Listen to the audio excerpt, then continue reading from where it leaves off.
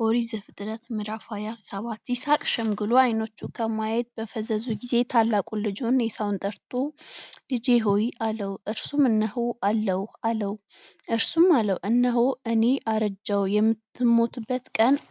የምሞትበትን ቀን አላውቅም።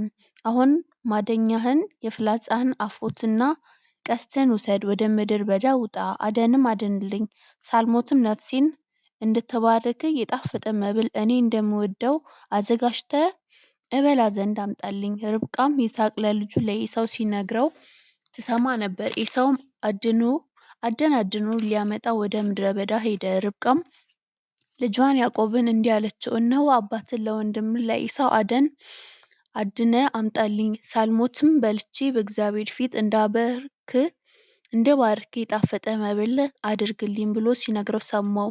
አሁንም ልጄ ሆይ እኔ በማዝዝህ ነገር ስማኝ። ወደ መንጋ ሄደህ 2 መካከል ጠቦቶች አምጣልኝ። እነርሱም ጣፋጭ መብል ለአባትህ እንደሚወደው አደርጋለሁ። ለአባትህም ሳይሞት እንዲባርክ ይበላ ዘንድ ታገባለታለህ። ያዕቆብም ርብቃን እናቱን አላት፣ እነሆ ኤሳው ወንድሜ ጠጕራም ሰው ነው፣ እኔ ግን ለስላሳ ነኝ።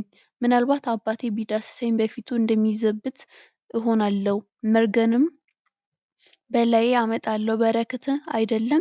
እናቱም አለችው፣ ልጄ ሆይ መርገም በእኔ ላይ ይሁን፣ ቃሌን ብቻ ስማኝ። ሂድና አምጣልኝ። ሄዶም አመጣ፣ ለእናቱም ሰጣት። እርሷም የጣፈጠው መብል ለአባቱ እንደሚወደው አደረገች። ርብቃም ከእርሷ ዘንድ በቤት የነበረችውን ታላቁን ልጇን የዔሳውን መልካሙን ልብስ አመጣች፣ ታናሹን ልጇን ያዕቆብን አለበሰችው። የጠቦቶቹንም ለምድ በእጆቹ በለስላሳው አንገቱ ላይ አደረገች። የሠራችውን ጣፋጭ መብል እንጀራውንም ለልጇ ለያዕቆብ በእጁ ሰጠችው። ወደ አባቱም ገብቶ አባቴ ሆይ አለው። እርሱም እነሆ ልጄ ሆይ አንተ ማን ነህ አለ። ያዕቆብም አባቱ አለው የበኵር ልጅ እኔ ኤሳው ነኝ። እንዳዘዝኸኝ አደረግሁ። ነፍስህ ትባርከኝ ዘንድ ቀና በልና ተቀመጥ፣ ካደንሁት ብላ። ይስሐቅም ልጁን ልጄ ሆይ እንዴት ፈጥነህ አገኘኸው አለው። እርሱም እግዚአብሔር አምላክ ወደ እኔ ስለ አቀረበው ነው አለ። ይስሐቅም ያዕቆብን ልጄ ሆይ አንተ ልጄ ኤሳው እንደሆነ ወይም እንዳልሆነ እንድዳስስህ ዘንድ ቅረበኝ አለው። ያዕቆብም ወደ አባቱ ወደ ይስሐቅ ቀረበ፣ ዳሰሰውም፣ እንዲህም ይህ ድምፅ የያዕቆብ ድምፅ ነው፣ እጆቼ ግን የዔሳው እጆች ናቸው አለው። እርሱም አላወቀም ነበር፣ እጆቹ እንደ ወንድሙ እንደ ዔሳው እጆች ጠጕራም ነበሩና፣ ስለዚህ ባረከው። አለውም አንተ ልጄ ኤሳው ነህን?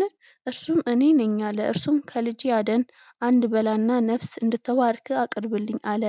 አቀረበለት፣ በላም፣ የወይን ጠጅም አመጣለት። እርሱም ወደ አባቱ ይስሐቅም ልጄ ሆይ ወደ እኔ ቅረብ፣ ሳመኝ አለው። ወደ እርሱም ቀረበ፣ ሳመውም፣ የልብሱንም ሽታ አሸተተ፣ ባረከውም። እንዲህም አለ የልጄ ሽታ እግዚአብሔር እንደባረከው እርሻ ሽታ ነው። እግዚአብሔርም ከሰማይ ጠል ከምድር የሰብ የእህልንም የወይንም ብዛት ይስጥ። አሕዛብ ይገዙልህ፣ ሕዝብህ ይስገዱልህ። የእህልንም ወይንም ብዛት ይስጥ። አሕዛብ ይገዙልህ፣ ሕዝብም ይሰግዱልህ። ለወንድሞችም ጌታ ሁን፣ የእናትህንም ልጆች ይስገዱልህ። የሚረግምህ እርሱ ርጉም ይሁን፣ የሚባርክህም ቡሩክ ይሁን። ይስሐቅም ያዕቆብን ባርኮ ከፈጸመ በኋላ ያዕቆብን ከአባቱ ከይስሐቅ ፊት ካወጣ በኋላ ወዲያው በዚያ ጊዜ ኤሳው ከአደን መጥቶ ገባ። እርሱም ደግሞ ጣፋጭ መብል አዘጋጀ፣ ለአባቱም አገባ። አባቱንም አባቴ ይነሣ፣ ነፍስህም ትባርከኝ ዘንድ ለልጅህ አደን ይብላ አለው። አባቱ ይስሐቅም አታማርር አለው። እርሱም እኔ የበኵር ልጅህ ኤሳው ነኝ አለው። ይስሐቅም እጅግ ደነገጠ፣ እንዲህም አለ ያደነውን አደን ወደ እኔ ያመጣ ማን ነው አለ። ሳትመጣም ከሁሉ በላሁ፣ ባረክሁትም፣ እርሱም የተባረከ ሆኖ ይኖራል። ኤሳውም የአባቱን ልጅ ቃል በሰማ ጊዜ ታላቅ እጅግም መራራ ጩኸት ጮኸ። አባቱንም አባቴ እኔንም ደግሞ ባርከኝ አለው። እርሱም ወንድምህ በተንኰል ገብቶ በረከትን ወሰደብህ አለ። እርሱም አለ በእውነት ስሙ ያዕቆብ ተባለ፣ 2 ጊዜ አሰናክሎኛል፣ ብኵርናዬንም ወሰደ። አሁንም እነሆ በረከቴን ወሰደ፣ ደግሞም ለእኔ በረከትን አላስቀረልኝምን አለ። ይስሐቅም መለሰ ለዔሳውም አለው እነሆ ጌታን አደረግሁት፣ በወንድሞቹም ሁሉ ለእርሱ ተገዦች ይሆኑ ዘንድ ሰጠሁት፣ በእህልም በወይንም አበረታሁት። ለአንተ ግን ልጄ ሆይ ምን ላድርግ? ኤሳውም አባቱን አለው አባቴ ሆይ በረከትህ እንዴት ብቻ ናት? አባቴ ሆይ እኔንም ደግሞ ባርከኝ። ኤሳውንም ቃሉን አንስቶ አለቀሰ።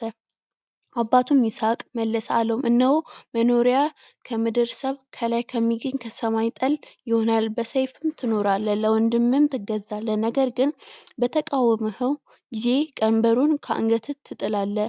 ኤሳውም አባቱን ስለባረከው በያዕቆብ ቂም ያዘበት። ኤሳውም በልቡ አለ፣ ለአባቴ የለቅሶ ቀን ቀርቧል፣ ከዚያም በኋላ ወንድሜ ያዕቆብን እገድለዋለሁ።